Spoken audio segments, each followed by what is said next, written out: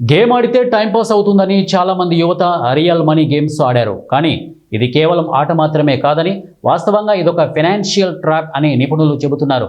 ఎందుకంటే ఇటీవల గవర్నమెంట్ అంచనాల ప్రకారం దేశంలో దాదాపు 45 కోట్ల మంది భారతీయులు రియల్ మనీ గేమింగ్ ద్వారా ఏడాదికి 20,000 కోట్లు నష్టపోయారు. ఈ భారీ నష్టాలు, వాటి వెనుక ఉన్న విషాద కథలు చూసిన ప్రభుత్వ చర్యలు తీసుకుంది. ఇక 2025లో online gaming promotion and regulation bill చట్టంగా మారింది.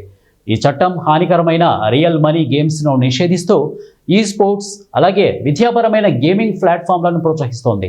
లక్ష్యం ఏంటంటే కుటుంబాలను ఆర్థిక సంక్షోభం, బానిసత్వం నుంచి కాపాడడం. అదే సమయంలో గేమింగ్ రంగంలో ఉద్యోగాలు, పెట్టుబడులు, గ్లోబల్ ఈ స్పోర్ట్స్ మ్యాప్లో భారత్ను నిలబెట్టడం. ఈ గేమింగ్ నష్టాల వెనుక యువత అప్పుల్లో కూరుకుపోవడం, కుటుంబాలు నాశనం కావడం, కొన్ని చోట్ల ఆత్మహత్యలు కూడా జరిగాయి. కర్ణాటకలో గత 3 ఏళ్లలో 18 మంది ఆన్లైన్ మనీ గేమ్స్ వల్ల ఆత్మహత్య చేసుకున్నారు. మైసూరులో ఒక కుటుంబం 80 లక్షలు పోగొట్టుకొని 3 ఆత్మహత్య చేసుకున్నారు.